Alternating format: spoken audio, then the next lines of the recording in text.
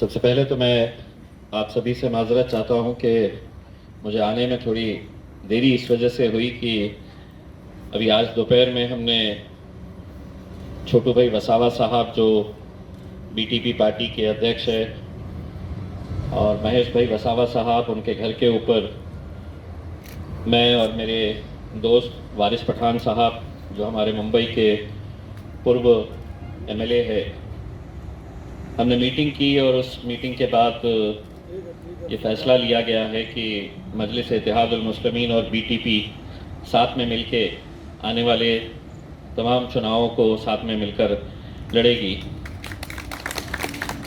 जैसा हाजी साहब ने बताया है कि कई सालों से ये इंतज़ार था कि मजलिस इत्तेहादुल मुस्लिमीन गुजरात में कब आएगी, और मुझे भी मालूम है कि गुजरात से बेहिसाब नौजवान बुज़ुर्ग हैदराबाद बार बार जाते थे दारुसलाम में और असद साहब से यही इल्तिजा करते थे कि गुजरात में आप आए।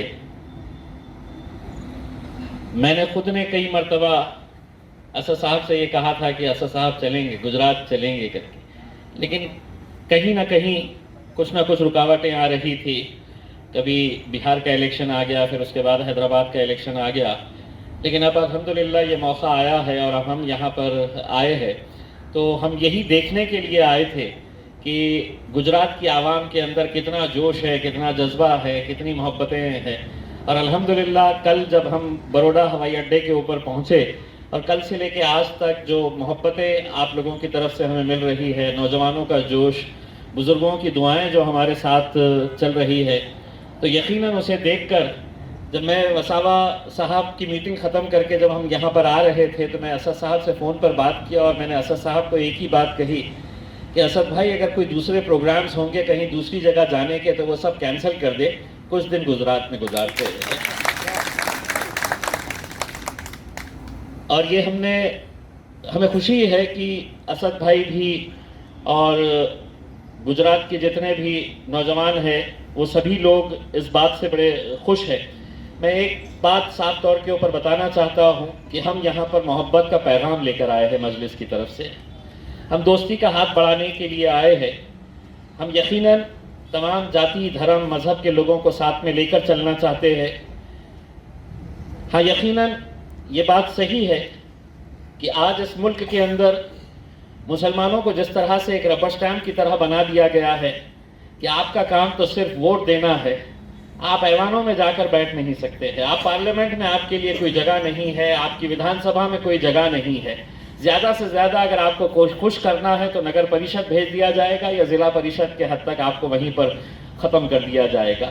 लेकिन अब हमने ये तय किया है कि अगर हम एक प्लेटफॉर्म के ऊपर एक ताकत बनकर खड़े रहते हैं तो मैं आपको अपना खुद का उदाहरण देता हूँ कि 20 साल के शिवसेना के एक एमपी को हराकर अगर मैं जीता हूं तो वहां की एक अल्हम्दुलिल्लाह वो ताकत थी कि जिसकी वजह से हमने लोगों से यही कहा था कि जीतो या हारो इसका फैसला जो भी है वो अपने रब पर छोड़ेंगे, हम एक ताकत बनकर खड़े रहेंगे। और अल्हम्दुलिल्लाह जिस दिन हम खड़े रहे तो हमको ये अंदाज़ा हुआ कि हमारे वोट की कीमत क्या है करके। हम लोग बटे हुए हैं। ये क्या सच्चाई नहीं है कि इस मुल्क के अंदर सबसे ज़्यादा कोई बटा हुआ है तो हम लोग बटे हुए हैं। और हम लोग बटे हुए हैं, इस वजह से आज हमारी आबादी तो बढ़ रही है, हमारी तादाद तो बढ़ रही है, लेकिन हमारी नुमाइंदगी, ये बहुत अफसोस और बहुत शर्म के साथ मुझे ये कहना पड़ता है, चाहे वो लोकसभा हो या कहीं की भी किसी भी राज्य की विधानसभा देख लीजिएगा, हर 5 साल के बाद सबके आंकड़े बढ़ते हैं तो आपके आंकड़े घटते जा रहे हैं। और उसके लिए कोई दूसरा जिम्मेदार नहीं है। जिम्मेदार अगर कोई है तो हम खुद है उसके लिए जिम्मेदार। ये कहीं ना कहीं हमें कबूल करना पड़ेगा, क्योंकि हम ये मानकर चलते हैं कि अगर असद साहब ने किसी चलते हुए आदमी के ऊपर हाथ रखा, किसी रिक्शे वाले के ऊपर हाथ रखा, किसी पान टपरी वाले के ऊपर हाथ रखा और कहा तुमसे कि अब कहो ये खायत तुम्हारा है, मैंने इसे अपॉइंट कहा, तो हमारी सबकी जिम्मेदारी रहेगी कि उस शख्स के ऊपर हमने लब्बैक कहना चाहिए क्योंकि मेरे खायत ने उसको कहा करके। लेकिन हमारी शुरुआत तो वहीं से होती है कि जिस किसी को जिम्मेदारी दी गई तो फौरन उसके ऊपर उंगलियां उठाना शुरू कर देते हैं कि नहीं वो क्यों, उसको क्यों, मुझे क्यों नहीं, या मुझे नहीं तो इसको देना चाहिए था। ऐसे से पार्टी नहीं बढ़ती है। हमारी भी ख्वाहिश है कि मजलिस इत्तेहादुल मुस्लिमीन यहाँ पर गुजरात में अगर आ रही है तो बहुत सारे नौजवान हमसे ये कहते हैं कि साहब यहाँ पर इतनी बड़ी आबादी है, यहाँ पर हम इतने सीटें बड़े आसानी से निकाल सकते हैं। नहीं निकाल सकते हैं। हकीकत ये है कि जिस राज्य के अंदर अगर हमारा ऑर्गेनाइजेशन सेटअप अच्छा नहीं है तो वहाँ पर हम महज इलेक्शन के वक्त में नहीं जा सकते हैं।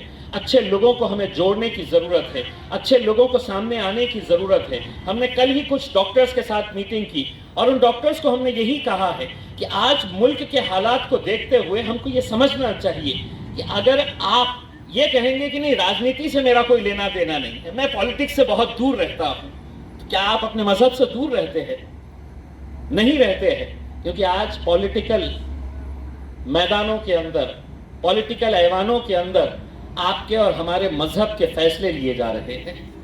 तो ये हमें सोचना चाहिए और ये मन से विचार निकाल देना चाहिए कि नहीं, मेरा राजनीति से कोई लेना देना नहीं है। हर इंसान को इसके अंदर आगे बढ़कर हिस्सा लेने की ज़रूरत है। गुजरात में हमारी बहुत सारी उम्मीदें हैं। हमें जब लोगों के हम चेहरों को देखते हैं, मुझे तो खुशी इस बात की है कि यहाँ पर मेरी माँओं और बहनों को मैं देख रहा हूँ।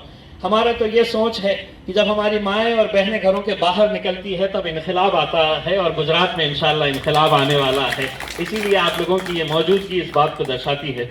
मैं एक बार आप लोगों से फिर से ये अपील करना चाहूँगा कि आने वाले कुछ दिनों के अंदर हम पूरी तरह से, पूरी ईमानदारी के साथ यहाँ पर हमारे ऑर्गेनाइजेशन सेटअप को मजबूत करने के लिए हम कोशिश करेंगे, अच्छे लोगों को जोड़ने की कोशिश करेंगे। उसमें आप लोग भी हमें अपने सुझाव दीजिए, अपना ताउन करिएगा और ये तय करिएगा कि कोई भी जिंदगी भर के लिए उस ओहदे के ऊपर नहीं बैठता है।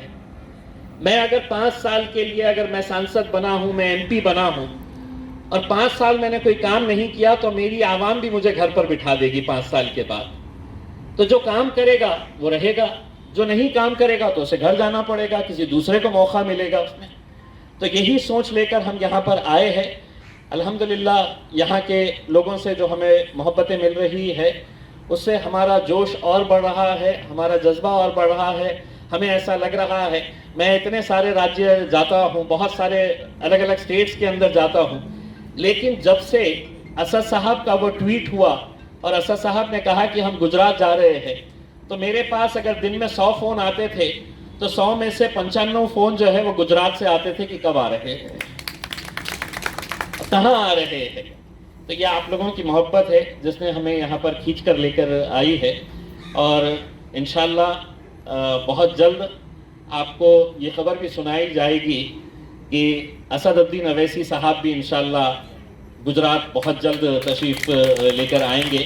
और वो इंतज़ार आप लोगों का, जो चाहत आप लोगों की थी कि असद साहब ने भी यहाँ पर आना चाहिए करके, अभी तो हम आए हैं, बहुत छोटे से हम खिलाड़ी हैं, हम छोटे से बहुत ही मजलिस के कार्यकर्ता है। हमारे आने से इतना हंगामा हुआ है, शेर आने वाला है। और इंशाल्लाह वो जब आएंगे तो यकीनन हम समझते हैं कि गुजरात की सियासत में एक नया मोड़ आएगा और हमारी आपकी जो क़यादत ख़त्म कर दी गई है, ख़त्म हुई नहीं है, ख़त्म कर दी गई है, इंशाल्लाह वो क़यादत दोबारा मजलिस इत्तेहादुल मुस्लिमीन के ज़रिए शुरू होगी। मुझे हाजी साहब ने बताया है कि यहाँ पर जितने भी लोग हैं ये सब पॉलिटिकल फील्ड से ताल्लुक़ रखने वाले लोग हैं, कुछ काउंसलर्स हैं, कुछ ज़िला परिषद के लोग हैं, जितने भी आप लोग हैं। मैं यहाँ पर उनसे ये कहा था कि मैंने 2 मिनट के लिए आप लोगों से बात कर लूँ और आप लोगों के मन में कुछ सवाल है, आप लोग कुछ चाहते हैं कि मजलिस से आपकी क्या उम्मीदें हैं, क्योंकि आप ही लोग हैं जो इस सफ़र को आगे चलाने वाले हैं। हम तो यहाँ पर मेहमान बनकर आए हैं आपके बीच में, लेकिन ये पूरी कमान आप ही लोगों को संभालनी है। तो आगे अगर कहीं पर आपकी कुछ बातें हैं जो आपके मन में है और आप वो हमसे पूछना चाहते हैं, तो मैं चाहूँगा कि आप खुले दिल से आप पूछें और इंशाल्लाह हम कोशिश करेंगे खुले दिल से उसका जवाब दें। बहुत बहुत शुक्रिया।